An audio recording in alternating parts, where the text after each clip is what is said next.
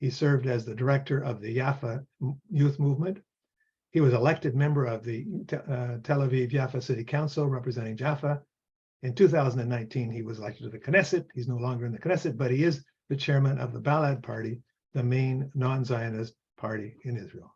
So, Sami, you can make your screen live. Let's see. Good evening, Peter. Sami, there you go. Okay, so good to see you. Thank you so much for joining us today. Thank you for your introduction. Sami, before we get to all those discussions, those items that I raised in my intro, I want to just ask you to say a few words about who you are. Where do you come from? How do you come to be the head of a political party? And where do you grow up? How have your views developed? Just give us a little bit of background on who Sami Abu Shehada is. First of all, thank you again for this chance to talk to Canadian audience. My name is Sami Abu Shehada. I was born and raised in a very weak neighborhood, socially and economically, in the city of Balad, which is considered a mixed city. Most of the world don't know, Peter, that 90% of the population who are considered Israeli citizens, Jews and Arabs, are living on racial separation, Arabs alone and Jews alone. There is something like 10% who are living in what is called mixed cities. Lod is one of these mixed cities. I was born in a neighborhood called the Railway Station. I had my education in a church private school of the Terra Santa Net schools. I started in Ramle, a city nearby Lod, and then I continued my high school in Jaffa because there was no normal education for the Arab citizens of the cities of Lod and Ramle. And I continued my life in Jaffa after high school. Jaffa is considered nowadays the southern parts of the big metropolitan city of Tel Aviv, Jaffa. And then I went to do my studies in Tel Aviv University. I studied political science and history of the Middle East. And in the university, I knew part of the leadership of a new party at that time that was called the Balad Party. And I started my social and political activity within the students' movement of the Balad Party in the second half of the 1990s. And after 25 years of activity, I became the head of the party. Okay, thank you. And since we're there, let's start off with this thing. You are a political party. You were able to get elected to the Knesset. You can run.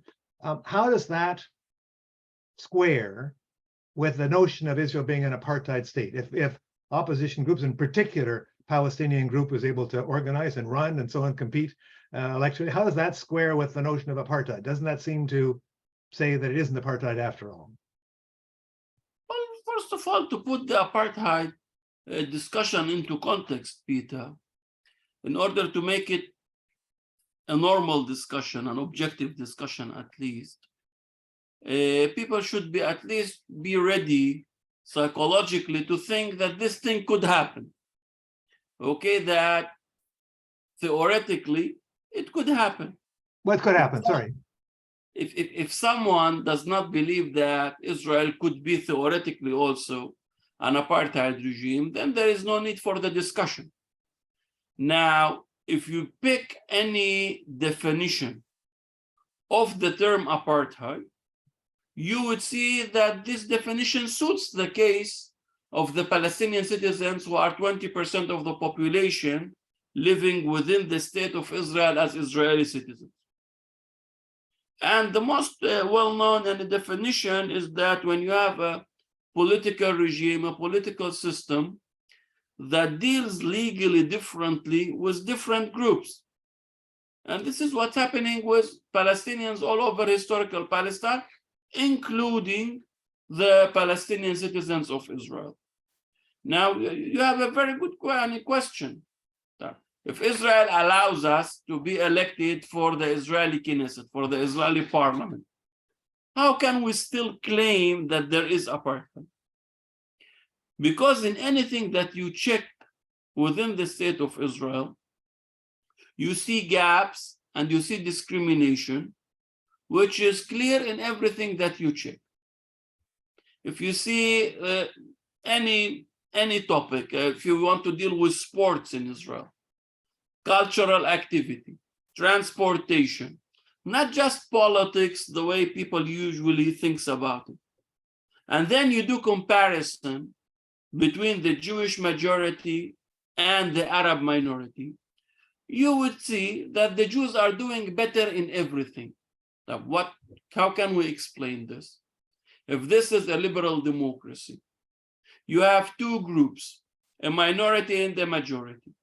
When in any comparison you do between the majority, Jewish majority and Palestinian minority, the citizens of the state of Israel, and you see that in every comparison, the Jews are doing better, what could be your explanation? How can you see and understand it? Now, this is also very clear in everything that you check, Peter. Any comparison that you do. In Israel, in order to see racism and discrimination, you don't need a lecturer or a professor of political science. You just drive your car from one place to the other, and you would see wherever you are, in the south, in the center, in the north, you would see the gaps between the Arabs and Jews wherever you go. You can see it with your own eyes. You see it in infrastructure, you see it in the education system, you see it in sport, you see it in culture, you see it all over. So it's easy for anyone who would really, if he wants to be objective and he really wants to see that there is an apartheid regime controlling this part of the world, and it prefers part of the community on another part of the community in all fields. Okay, but let me just push you a little bit on that, Sam, if you don't mind. A lot of what you're saying there could also be echo of the situation in the United States, particularly before the Civil Rights Movement, when there were you would go into areas where there was clear to your naked eye that the blacks didn't have as good schooling, didn't have as good housing, didn't have transportation, and yet it was not claimed then that it was apartheid. So it seems to me that to make the claim of apartheid, it has to be more than just inequality. I mean, you make the case, and I think many have made the case, that there is inequality.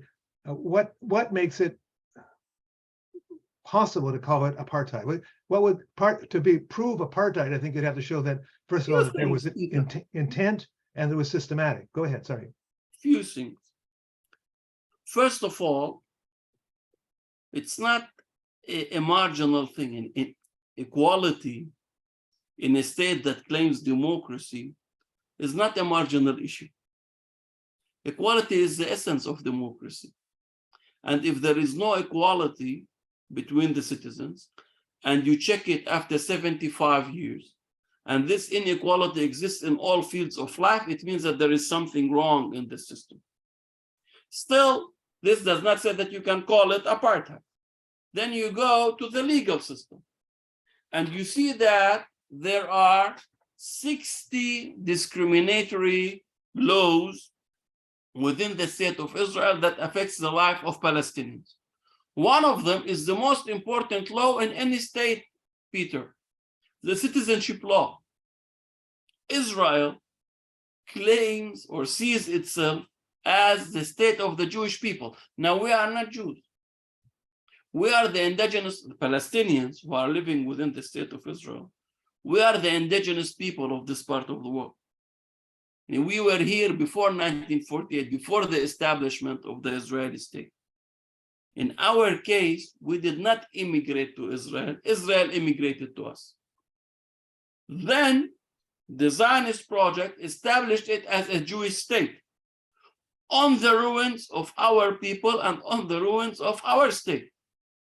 And because of this establishment, there is no Palestine today. And we lost our homeland because of this establishment. Then you have the citizenship law that says any Jew in the world, whether he sees himself as Israeli or not, whether he can prove any relationship to this place of the world or not, can automatically become a citizen of this state. But my family, Peter, the Abu Shehadas that were expelled during the 1948 don't have the same right. Half of my people are refugees because of this citizenship racist law that prefers Jews on the indigenous population. You have also other laws that can prove that Israel is an apartheid state. For example, Israel is all the time controlling demography and planning according to demographic issues. First of all, 90% of the population lives on racial separation, Arabs alone and Jews alone. Israel, in small communities, in small areas, have a racist law, which is called the Committee of Acceptance. Acceptance to what? Acceptance that an Arab can go and live in a Jewish area. Arab areas don't have such committees, only Jewish areas. And this is meant to prevent Arabs from going to live in good standards of living areas, much better than what they have in their own cities and villages. There are committees in Israel, a law that says, they don't tell you an Arab cannot go there, but the law says that they have acceptance committees that would agree or disagree to accept you according to your cultural suitability, which is not defined by the law. What do you mean culturally suitable or culturally not suitable? You can have it also in the language law, and it made the Arabic language in this part of the world less important than the Hebrew language. You can have it not just in the legal system, you can have it in all the things that got to do with planning. Yani, let me give you a few examples, Peter, which in my point of view are totally crazy. Of course, Israel all the time justifies inequality with security issues. But what got security got to do with transportation? And imagine in Israel, there's a train. The train stops in tens of different stations. Do you know how many stations the train in Israel are in Arab cities or villages? I don't know. Zero. And imagine now what I'm talking to you. There isn't one train station in an Arab city. We are 20% of the population. A lot of our cities and villages, the bus don't come in it. We don't have buses. Israel, since its establishment, built 35 hospitals. Do you know how many hospitals are there in our cities and villages? Zero. You know, before the establishment of the Israeli state in my city in Jaffa, we had 5 hospitals. Now I have 0. If you look on the boards of the Israeli universities, which are considered to be the center of enlightenment, you would see that in part of them we don't exist at all. In those that we exist, we are underrepresented in all of them. In all of them. Same if you check with sports. Same if you check. You know, we don't have one cinema house in our cities and villages, Peter. One cinema house. In my city, in Jaffa alone, before the establishment of the Israeli state, I had 8 cinema houses. Now I have 0. So in everything that you do comparison, when you check it, also on the legal level, but also on the praxis, sometimes the racism, you don't see it in the law, but you can check it on the field. in everything that you check and everything that you do comparison with, you see the differences. Sami, do you mind if I thank you? You've given a lot of examples, and I'm going to try to push back and probe a little bit on some of them, see if you can help. First of all, something that you didn't say, and which I do know, and maybe our some of our listeners don't know, is that Sami said that there was 90% of separation. But what that means is that most Palestinians in Israel, correct me if I'm wrong, live in what are designated officially as Arab towns or Arab villages or Arab cities, and most Jews live in Jewish towns or Jewish cities. So it actually has a legal definition of what is an Arab town and what is a Jewish town. Am I right there?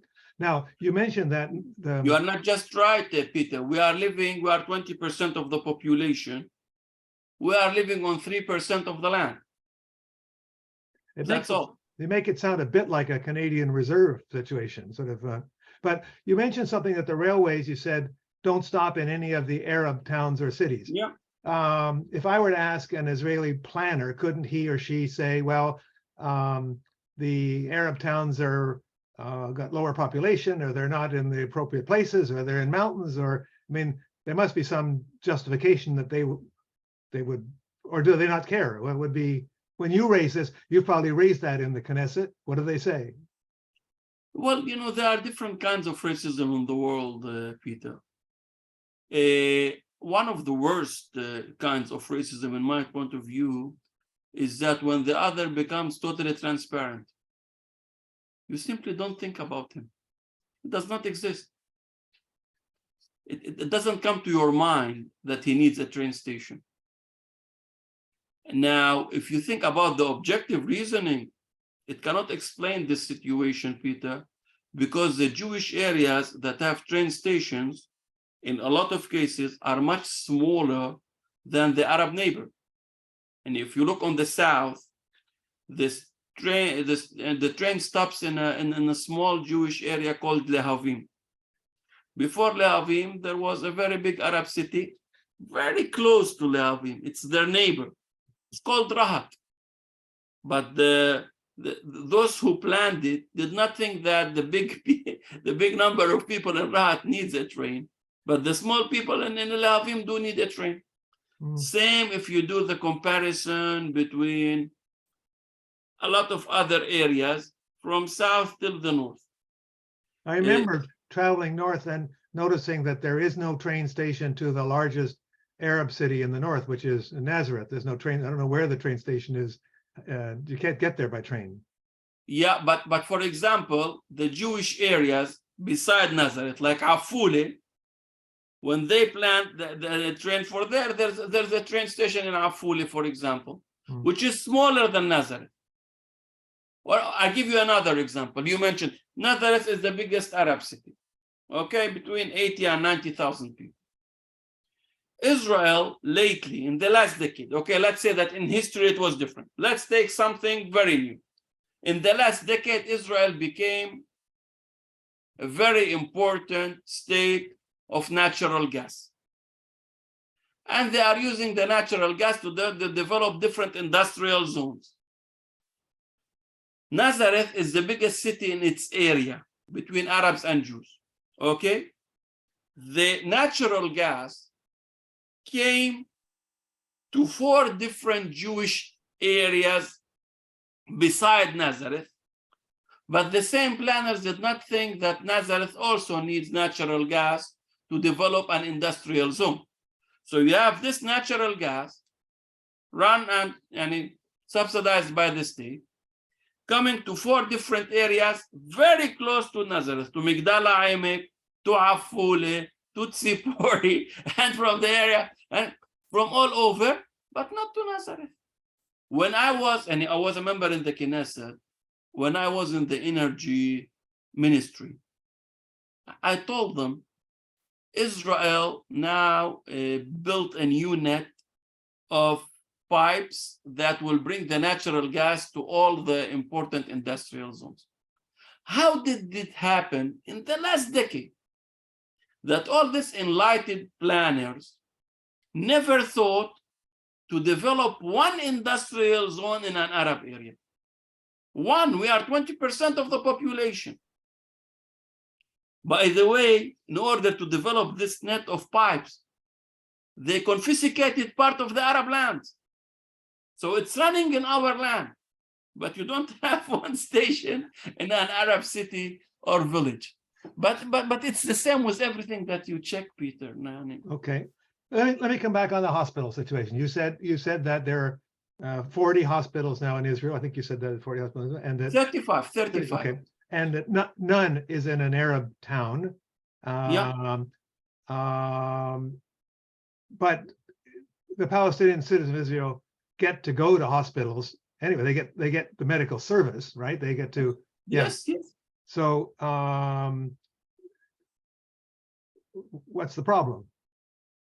There are a few problems here, Peter. First of all, we have few hospitals that were established before the Israeli state that were closed. We have only in Nazareth few hospitals that were established before the state, and they are still working. A hospital is much more you said 35 new hospitals. That's right. Yes. Yeah, not 30. Yeah, right. Okay. A hospital is a big institution which gives much more than just medical services. It's very important that it gives you medical service. But big such economic projects, Peter, are considered very important to develop the economy of the place that they are established in. Because it can give a place to bring doctors that they can live in this village or in this city. They can be part of the population. And if you are closer to the hospital, it's much easier. And it gives a big circle of budget. So a lot of people are working there, and it consumes different services. So it helps also in developing the city where the hospital is, or the village where the hospital is, or the area where the hospital is. Okay. And we are not just talking about hospitals, Peter. When it's happening in everything, and I think that this is the only case in the world, and you did a lot of comparisons in your introduction. I think that the case of the 1.7 million people, the Palestinian minority in Israel, this is the only case that I know about that such a big group in the modern world that they are developing without a modern city center. I don't know about another case. Also, in very weak states, very poor states, they have the capital, they have different cities where there are some modern institutions, national theater, some cinema houses, embassies, universities. We don't have one normal modern city center. While in Israel, there are a lot of cities that are flourishing and doing good, but all of them are Jewish. Tel Aviv, Rehovot, Rishon LeZion, Holon, Ramat Gan, there are. So the system is able to build modern cities. But the same system destroyed all the Palestinian historical cities like my city of Jaffa, and never allowed the development of any modern Arab city till today. When Palestinian citizens go to Israeli hospitals, do they get the same service as Jewish Israelis? Do they get service in their language? How is that? They have to presumably go to a Jewish town in order to get access to the hospital. How does that work? Well, the domination of the Jewish majority brought us into a situation where nearly all the Arabs can speak Hebrew. So you can get the service in Hebrew. And we have good medical services, but there are a few things here.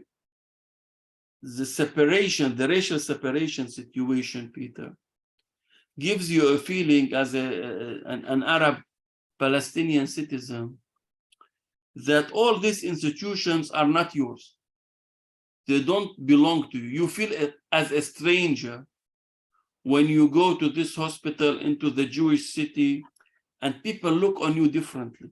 Of course, at the end, you take medical services. But they deal with you in a different way because you look different, you speak different, you dress different, and you feel it. Everybody feels it. So, as I told you, there are different kinds of racism. Not all of them are written in the law, but you can see them in the praxis. In the way people deal with you and the people behave with you.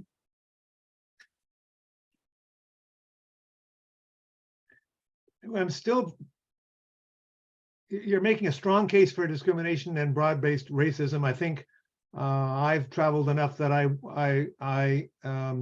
find that very clear. It's how to distinguish between normal discrimination, like we have in Canada. We do have discrimination in Canada, and apartheid in Israel, and you're making a case that it's organized somehow. It's government organized. It's a plan. Let me give you another very important basic thing that I did not talk about, Peter. Israel don't acknowledge our national identity at all. Imagine we, the indigenous community, that we see ourselves part of the Palestinian people. Not just we see ourselves, the whole world deals with our people as Palestinians. And in my family, the same origin, those who were expelled during the 1948 Nakba to Gaza are considered Palestinians. Okay? But the state of Israel don't acknowledge our national identity at all. They don't see our national identity. So now when I'm talking to you and to the honorable audience, when I'm telling you that we are Palestinians, from the Israeli official point of view, I am lying to you. Because Israel don't acknowledge our national history and our national identity. And they are still till today working on destroying our national identity and our national feeling of belonging. So in my schools, I am not allowed to teach my children modern Palestinian history. They are examined only on modern Zionist history, where they are studying as their people as enemies. So Israel don't acknowledge our national identity. So we are prevented from having our national collective rights in all fields of life. In all fields of life. This affects your life as it is in everything. For example, we were talking about Jaffa. I am living, my street name, my address is Rabbi Nachman Mibreslev. The whole area is called after different Jewish rabbis from different parts of the world that nobody knows about. But our important historical figures, our important cultural figures are not there in the names of the streets. I'm living in Tel Aviv, Jaffa. Jaffa was annexed officially to Tel Aviv since 1950. Tel Aviv is considered the most liberal, open-minded, enlightened something in the Zionist project. We were annexed officially, as I told you, in 1950. Do you know how many Arab mayors were leading this city of Tel Aviv, Jaffa since 1950? Let me guess. Not just mayors. Do you know how many CEOs? Zero. Tel Aviv have hundreds, the municipality have hundreds of important positions. Since 1950 till today, do you know how many Arabs out of these hundreds were running the city of Tel Aviv? Zero. There were maybe two figures, and their position had to do only with they don't call us Palestinians, with the Arab minority in Jaffa. Okay, but against that, But this is the situation in everything. but When I against, was a member in the Knesset, I was asking about the representation of Arabs in all the important decision-making process in the different ministries or different governmental companies or different governmental authorities. You can see the numbers. And there isn't one exception, Peter. There isn't one exception. So this says that the system is built in this way. And if the Jews were doing better in one field or 10 fields, and the Palestinians were doing better in 3 fields, then you could see maybe there are different explanations.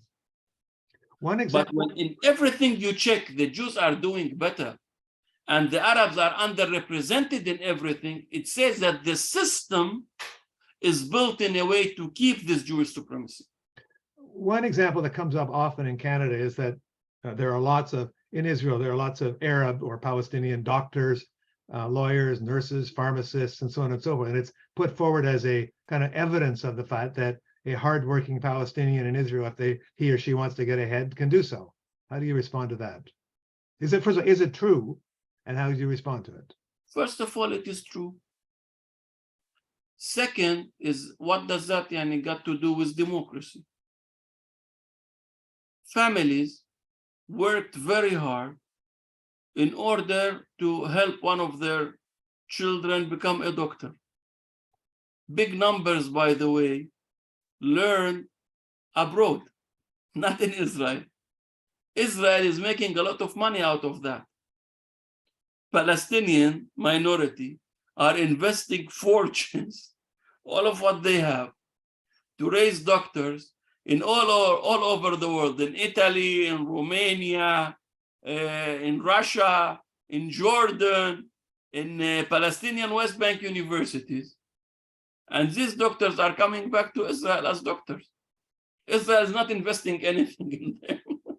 This is one thing. Another very important thing is that the Israeli Jewish elites historically left us the economy of services and went on to do money in things that are doing much better money. Lately, their elites are now dealing with medicine as part of the economy of services. So they don't want to do this hard job of 15 years in order to start earning money. They do much better in the high tech and in the biotech and in the weapon industry and in the cyber services. They have a lot of different economic fields that are open to the Jewish majority that takes their elites, their very promising youth, and they have different options that are doing much better. And it does not explain anything, Peter. It doesn't explain anything. We are now overrepresented in the pharmacology. But why that? And what happened with this field? First of all, the whole world is changing, and pharmacists are mainly selling different things that are got nothing to do with medicine and drugs. Second, when the Arabs came into this economic field, the average payment per hour went down. And imagine Israel was paying much more money 20 years ago when this field was controlled by Jews. 20 years later, when this state has developed in a huge way economically in the last 20 years, when the field was controlled by Arabs, now they are paying much less. If you check the Israeli economy, and these people that are claiming that Arabs are controlling this or that, they should go and see where is the money. There is a vast majority of Arabs in the construction field. The Jewish majority don't want to do the hard jobs. They left us the hard jobs.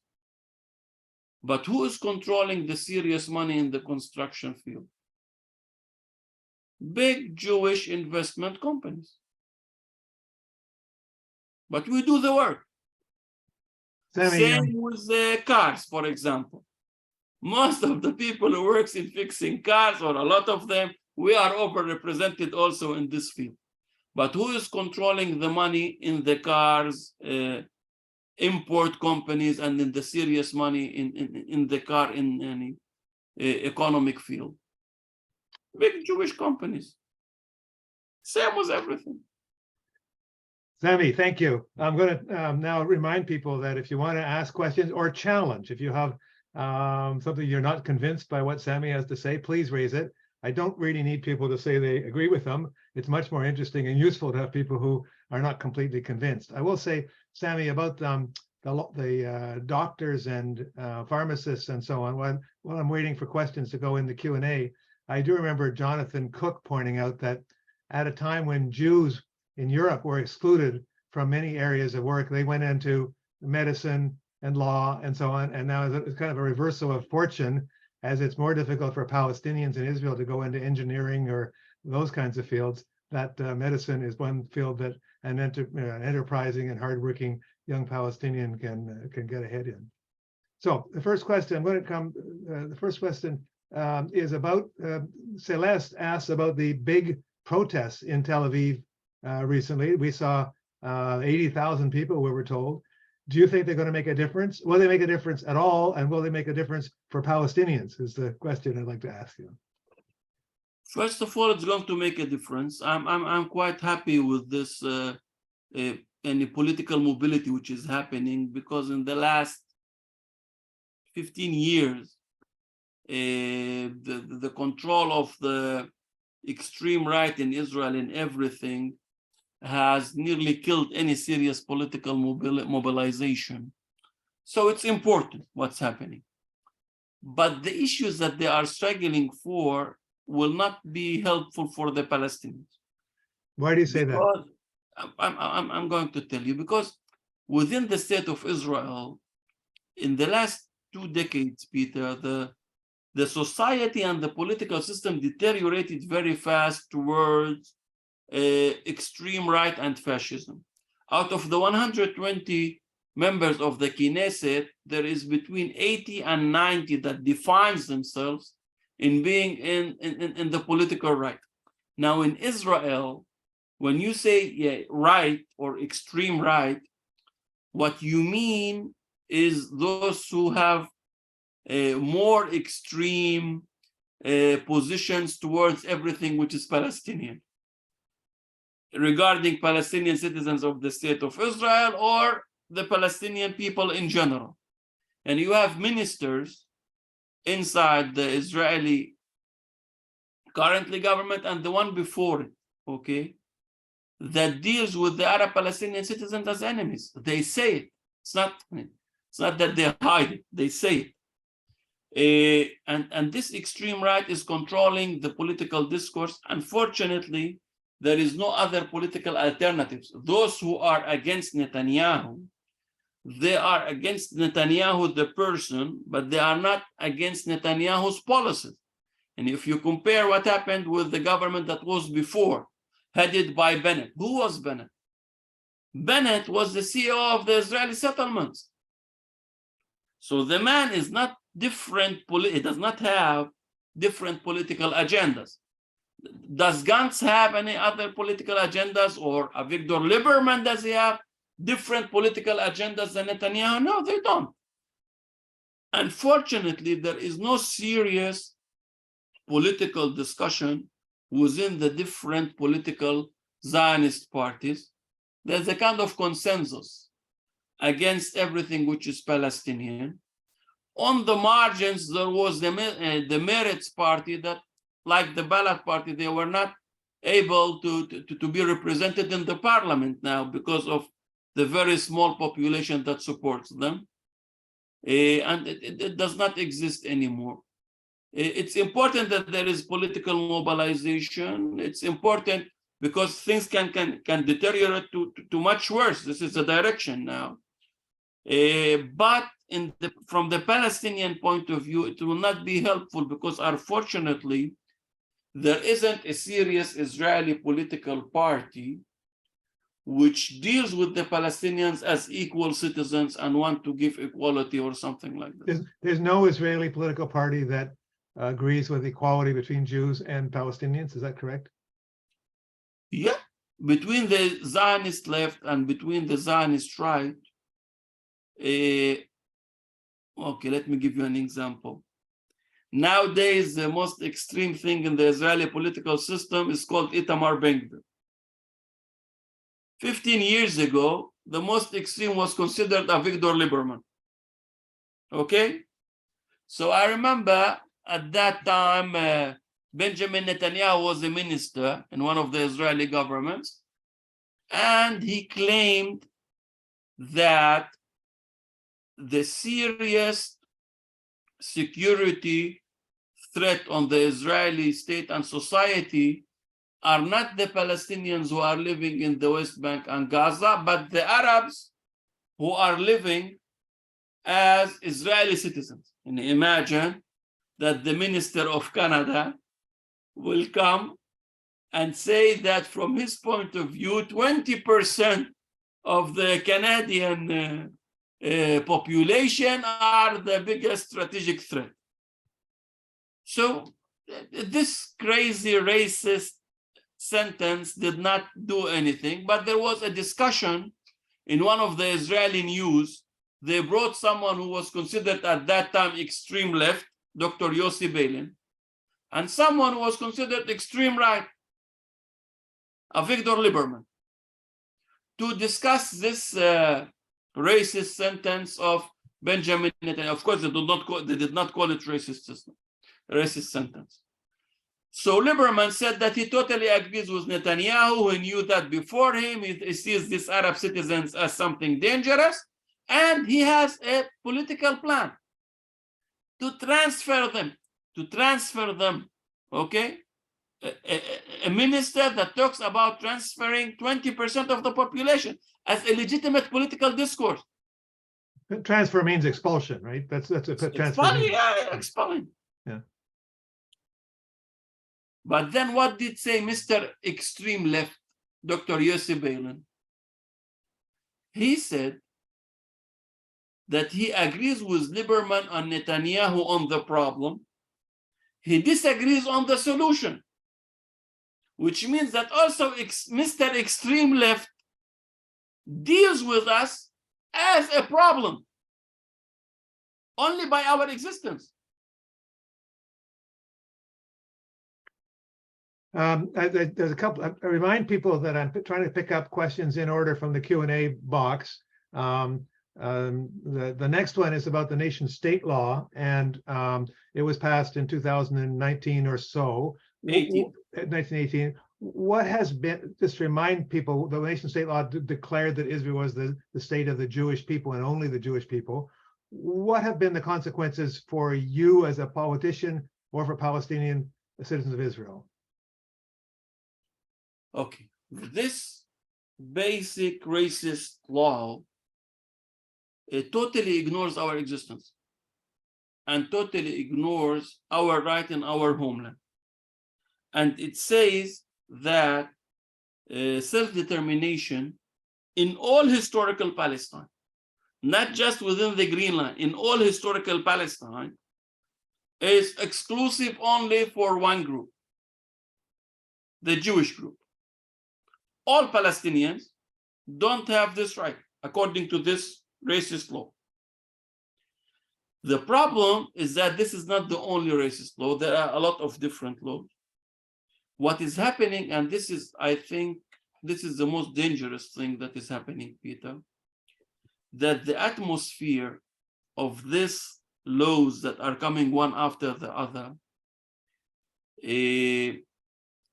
the law that prevents family unification, the nationality law, the racist citizenship law, and all this incitement against Arabs and Palestinians all the time, is bringing an or preparing a political atmosphere where the state and security services, police or army or Shabak or anyone, can do anything.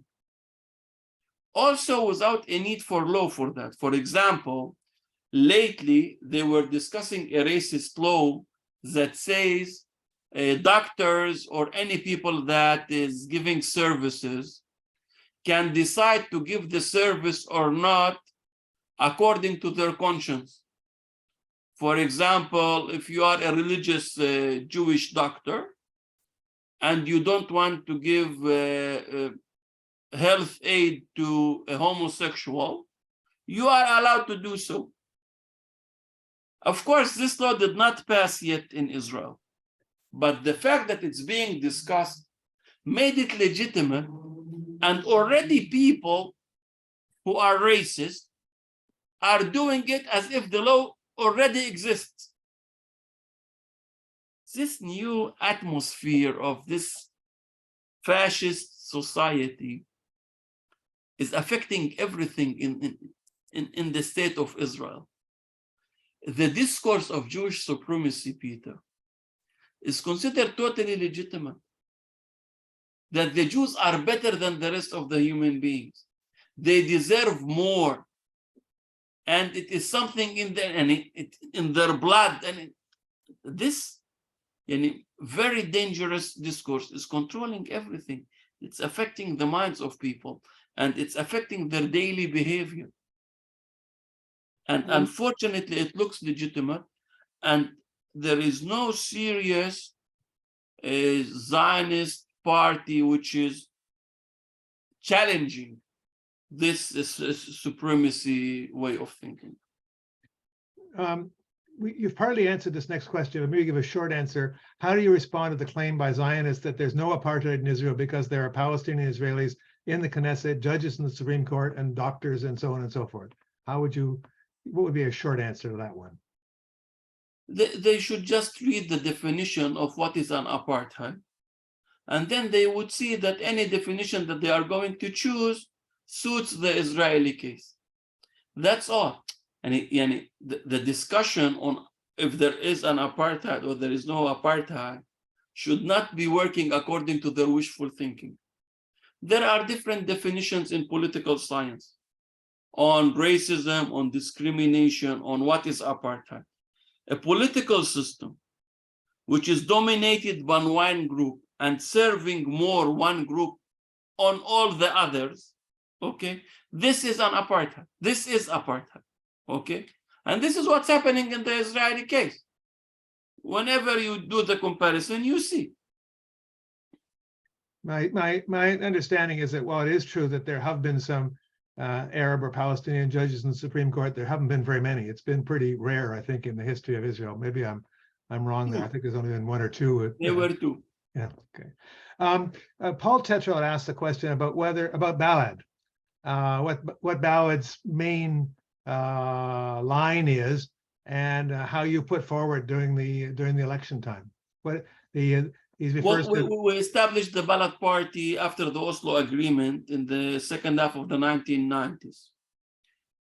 Our main claim in the Balad Party is that a Jewish state, by definition, cannot bring equality between the citizens. It will continue keeping a Jewish supremacy system that prefers the Jewish majority on the Palestinian minority. And it's not just by definition or theoretically. In praxis, when you check it, you see after 75 years that there is no equality in any field between Arabs and Jews who are living within the state of Israel. So there is something wrong in this system. What Balad wants to do is to make Israel a normal democracy.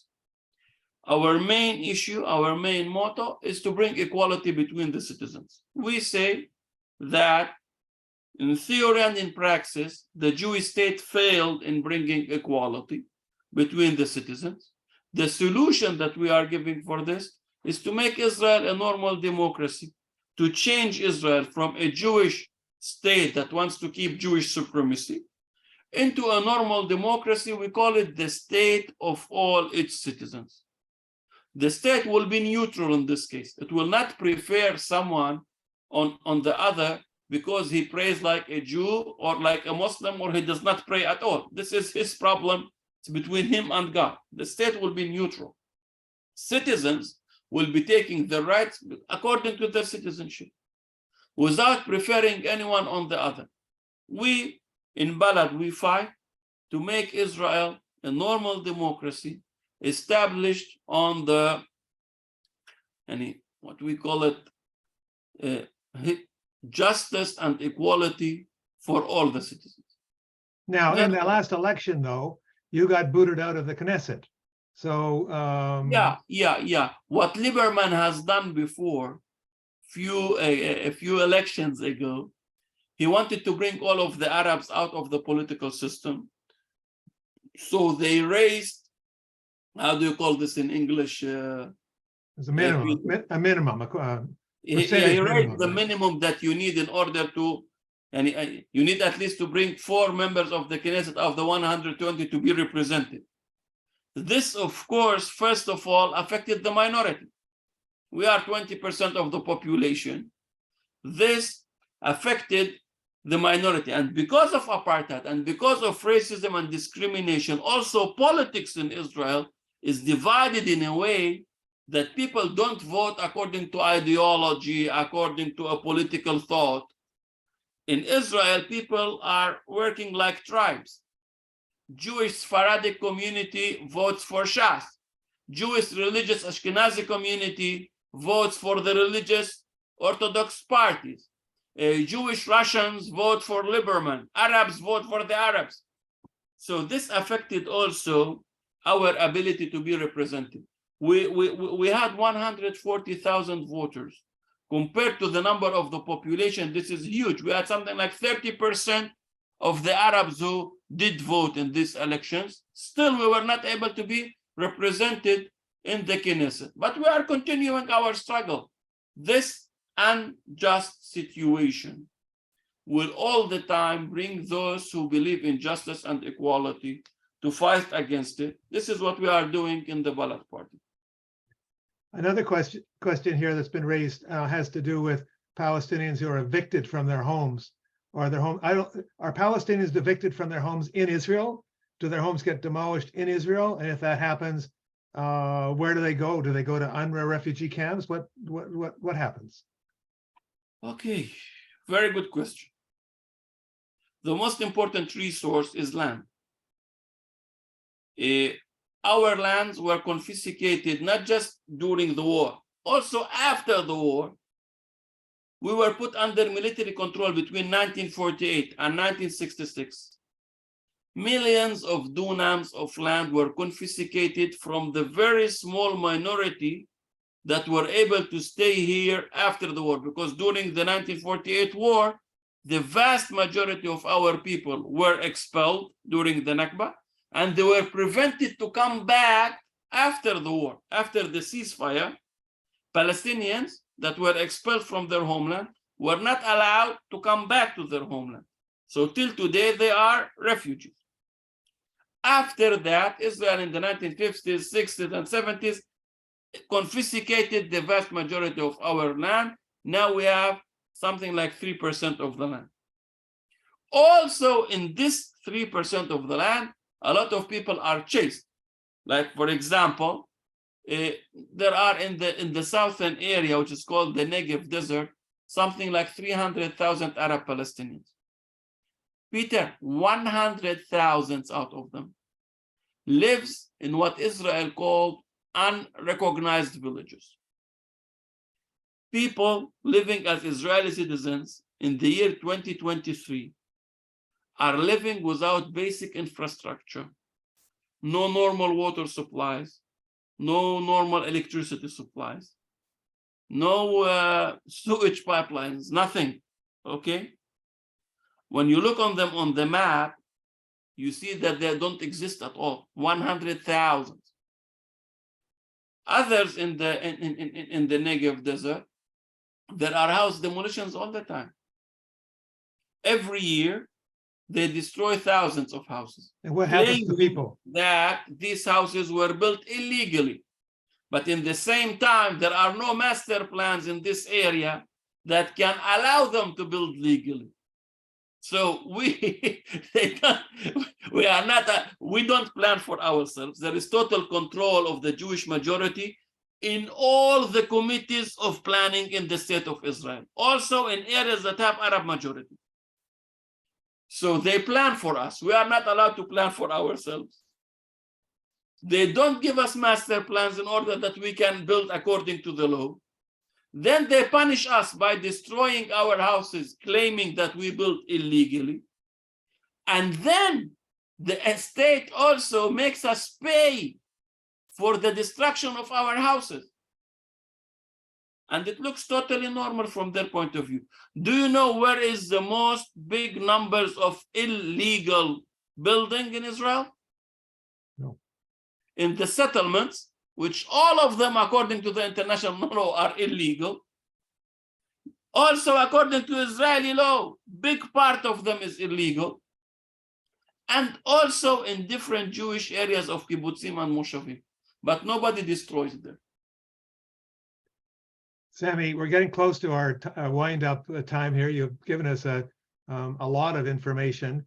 As you move forward, do you link with political parties in the West Bank or Gaza? I mean, Fatah, Hamas, Islamic Jihad, anybody else? How do you work that? You're all Palestinians, but you work in different areas. So we work only within the state of Israel, Peter.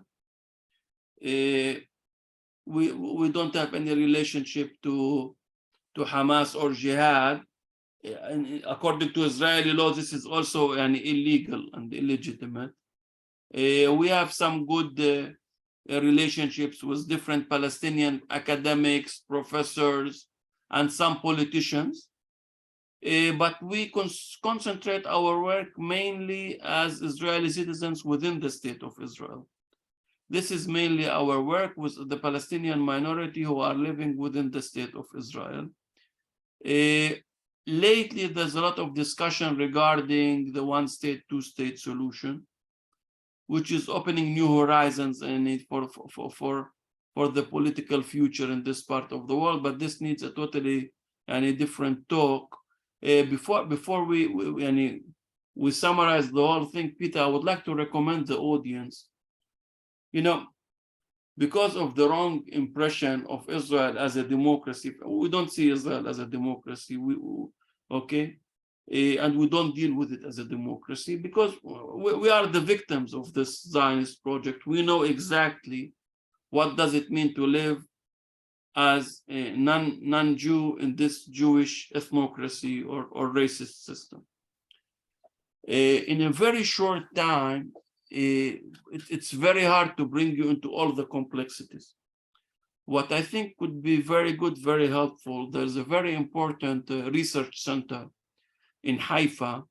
It's called the Mada Research Center. They published a few years ago a very good textbook about the Palestinian minority in Israel.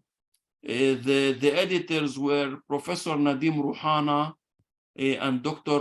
Arish Sabbagh. Rouhana is Rouhana, Nadim.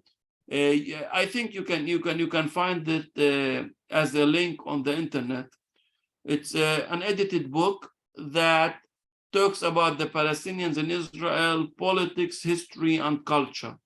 This can help the readers to get much more into the complexities of the legal discrimination, different important historical events, cultural issues. So it could be much helpful to read. Sami, if you send me the link, I will do a follow-up email to everybody, including a copy of this video, and I'll include the link there as well. Listen, I'm going to try to squeeze in two more questions, and then we're going to have to go here. Dorcas Gordon cites Thomas Suarez in a book called Palestine Hijacked, which he claims that the Zionist plan was basically an apartheid one long before the state of Israel was formed, and that plan began during the British Mandate. Do you subscribe to that? Do you think that's right, a good assessment? Well, I mean, as a historian of this part of the world, these ideas of expulsion, of apartheid, were discussed before the establishment of the state of Israel.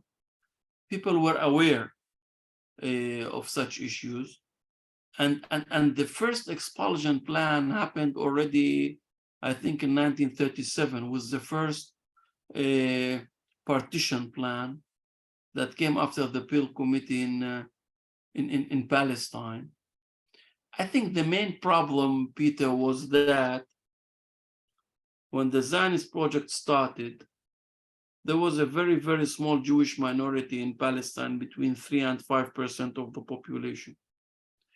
People who were living in Europe were thinking to establish a Jewish state in an area that had a vast majority Arab Palestinian area.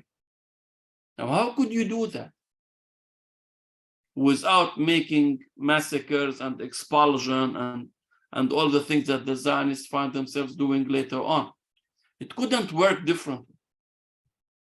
Politically, of course, people don't like to think in this way, but politically it couldn't work differently. Zionism could not have built the state of Israel without all these massacres and destruction that they did for the Palestinian people, because their main goal was not to build a normal democracy for all, or a binational state, or a multicultural state.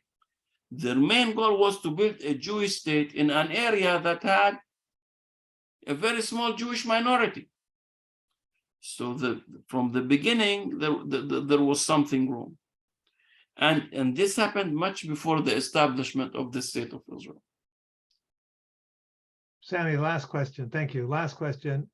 Can you just say, someone raised the issue of the present absentees, the situation. Can you just, I'm vaguely familiar with this, but this has to do with the situation. There are, as I understand it, and correct me if I'm wrong, there are Palestinian citizens of Israel who are not allowed, whose property has been confiscated, but they still remain in Israel. Maybe you could just illuminate that issue for us a little bit.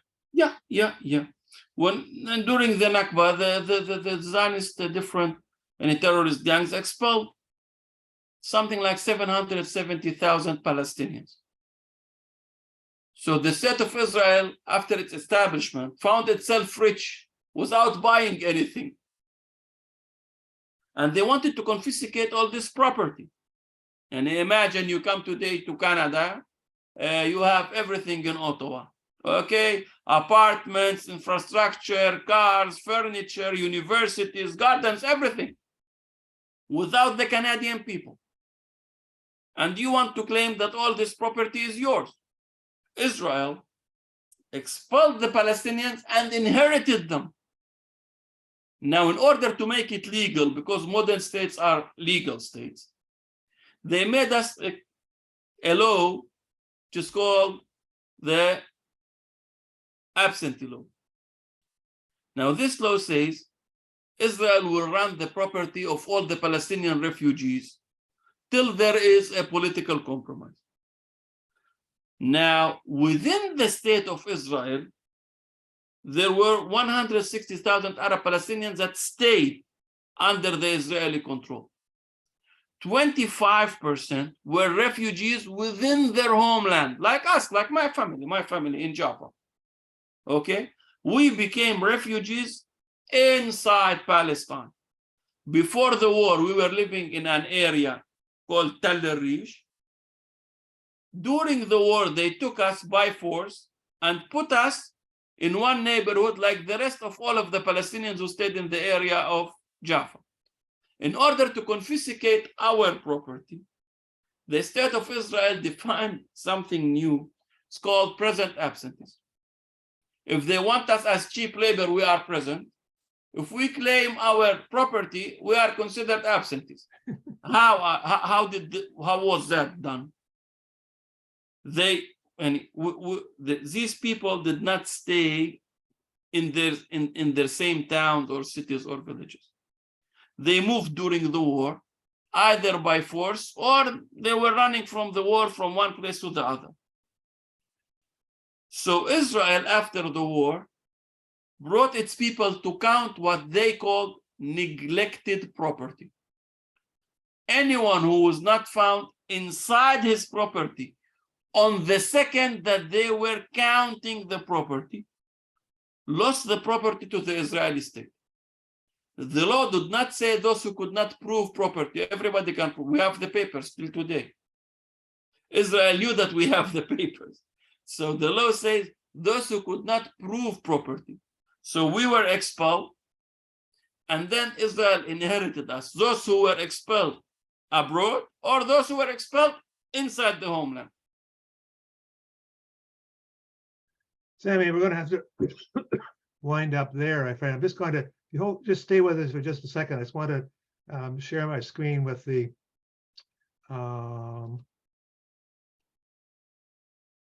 audience here. Just to remind everybody that my organization is OFEP is a voluntary and self-financed organization. We gratefully receive any financial help that people can give us, and you can do it by sending it to us at ofip.finance.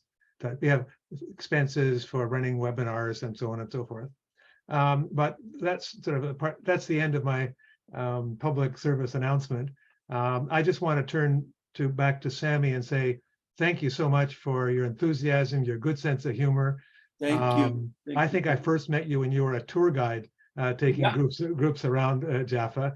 I've tried to be argumentative. I've tried to ask questions to try to pick some holes in your discussion where I can. I didn't do a very good job of finding holes, but I appreciate your good humor about it. Do you have any final words, Sami, before we let you go? I think, Peter, you started your talk by talking about the next webinar.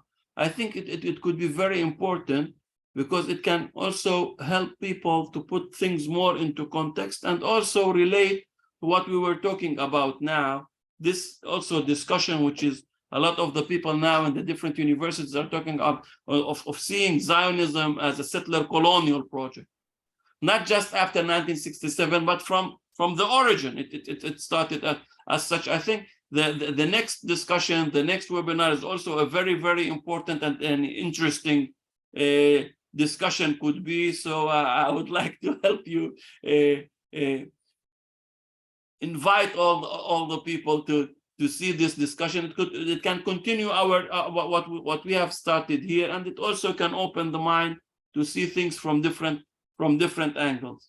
Well, thank you very much for this chance, Peter, to talk to the people. Thank you very much. Shukran, yatik alafia. Thank you so much, Sami, and thank you for all the people who stayed on this webinar today. I will be sending a video link to everybody with a reminder for the document that Sami was referring to, as well as another link to our next webinar, which is on whether or not settler colonialism is a legitimate frame from which to look at Israel. Thank you so much. Have a great day, everybody.